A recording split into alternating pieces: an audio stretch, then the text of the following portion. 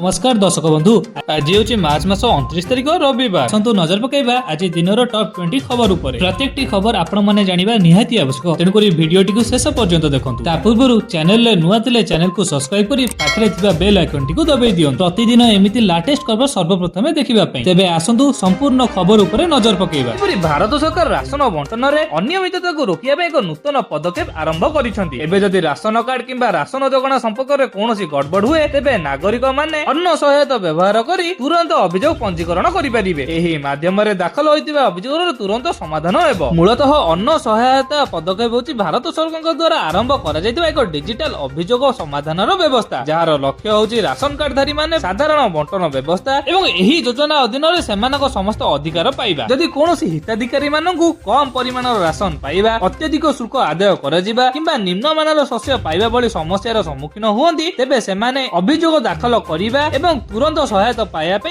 अन्न सहायता व्यवहार करिपारिबे। सेहिपरि ओलटिला टूरिस्ट बस 5 मृत 30 रु ऊर्ध्व आहत होइचंती। खोर्धा बलांगीर 57 नंबर जातीय राजपथर काकेरा पाख पिठाखाई घाटी निकटरे घटिछि एही मर्मन्तुक दुर्घटना। तेबे सूचना अनुसार ब्रह्मपुर अंचलर पाखापाखि 50 जन तीर्थयात्री अनिल नामक एक घरोई बस रे 3 दिन ओडिशार विभिन्न तीर्थस्थान बुलिबा पई बाहरी थिला। तेबे प्रथम दिने ब्रह्मपुर रु बाहरी संबलपुर एवं बलांगीर हरिशंकर जाउथिले और रास्ता रे जिबा समय भारसाम्य हराई बस टी ओलटी पड़िथिला। खबर पाई दसपल्ला थाना पुलिस और अग्निशम विभाग पहुंची बस रे थिबा आहत यात्री मानकु उद्धार करी प्रथमे दसपल्ला गोष्ठी स्वास्थ्य केंद्र और परे नयगढ़ मुख्य चिकित्सालय को पठाइथिले। सेथि मध्यरु 7 जन अवस्था संकटापन्न थिबारु तांकु भुवनेश्वर को स्थानांतर करा जायतिला। तेबे ड्राइवर बेपारुआ गाड़ी चालना किंबा मद्यपान करी बस टी दुर्घटना घटाइथिबार अनुमान करा जाउछि।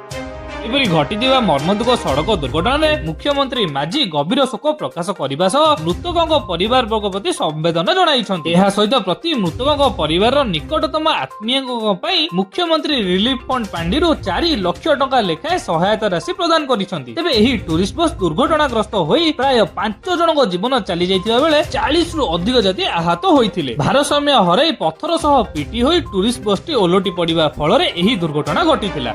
एपरी राजधानी रे गैस टेंशन बुकिंग होची, मोबाइल को ओटीपी मध्ये आसुची हेले डेलीवरी हो नाही। मध्यप्रदेश युद्ध परिस्थिति लागि रहितिबा भितरे चारिआडे गैस संकट देखा देइछि आ लोक नाही नथिबा असुविधा भोग करूछन्ति। एही क्रम रे भुवनेश्वर रे एक थिबा गैस एजेंसी आगे देखिबा को मिलिथिला अभावनीय घटना। शताधिक लोक गैस एजेंसी सम्मुख रे धारणा रे बसिथिले। किछि दिन परे गैस डेलीवरी नै खाउटी को ओटीपी आसीथिला हेले सिलिंडर डेलीवरी हेउ नै। ए नै साधारण लोक गैस एजेंसी को प्रश्न करी कहिथिले जे गैस काई। तेबे प्रश्न उठुछि जदि गैस नाही तेबे सिलिंडर भर्ती पई ओटीपी केमिति आसिला। गैस समस्या नै एजेंसी पक्षरु कोनोसी स्पष्ट सूचना मिली नथिला। एबरी आसंता एप्रिल 8, 9 एवं 10 तारिख रे बाहर रत्न भंडारर द्वितीय पर्याय गणति मनति हेबो। ए नै आईन मंत्री सूचना दैछन्ति। एही समय रे जेपरि महाप्रभुଙ୍କ दर्शन किंबा ठाकुरଙ୍କ नीतिकांति बाधाप्राप्त न हेबो ताहा उपरे विशेष आलोचना करा जायछि। एहा सरिया परे भीतर रत्न भंडार गणति मनति हेबो। आशा करा जायछि सब काम ठिकणा समय रे सरिबो बोली। सेहिपरि रथ यात्रा पई 6 मास आगुरु बैठक चलीछि। एहारी भितर मुख्य शासन सचिवक अध्यक्षतार बारंबार बैठक बसिछि आ रथ दांड को जेपरि अधिक गाड़ी प्रवेश न करिवो ता उपरे गुरुत्व दिया जाउछि। रथ दांड को संलग्न रास्ता गुड़िकर प्रशस्तीकरण करा जिबा आ डिटेक्शन उपरे गुरुत्व दिया जाउछि। एपरि भारतीय स्थल सेनार मुख्य जनरल उपेंद्र द्विवेदी 3 दिनिया गस्तरे आसी शनिवार दिन पुरी रे पहुंचियन्ति। तेबे जनरल द्विवेदी बाईपास रोड रे जाई पुरी रे पहुंचितिले। कड़ा सुरक्षा मध्य रे पुरी रे पहुंचिबा परे श्रीमंदिर सिंहद्वार निकट रे सेवायत और प्रशासन पक्षरु जनरल द्विवेदी और तांको स्त्री को स्वागत करा जायतिला। पर श्रीमंदिर को 22 पाच देई प्रवेश करी रत्न सिंहासन पाखरे श्री विग्रह मानक दर्शन करी आशीष नेबा सह सेना निमंते प्रार्थना करिथिले। पर श्रीमंदिर पार्श्व देवादेवीଙ୍କ दर्शन मध्य करिथिले। एही अवसर रे जनरल द्विवेदी कहिसंति कि महाप्रभुଙ୍କ दर्शन करी से बेस खुशी और शांति लागिला। सेपरि प्रत्येक वर्ष